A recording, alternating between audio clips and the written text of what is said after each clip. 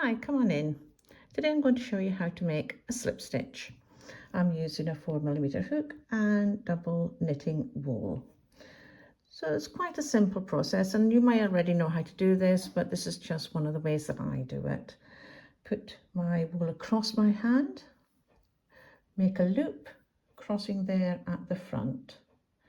Put your hook through your wool, take this side of the wool, put it around your hook, pulling it through and pulling it tight to form that slip stitch on your hook, ready for your project to begin.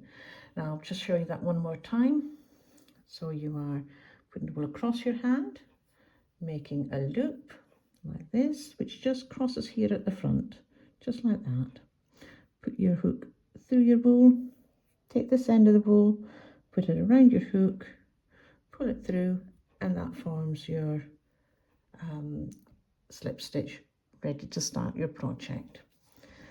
Thank you for watching this tutorial. I hope to see you back very soon.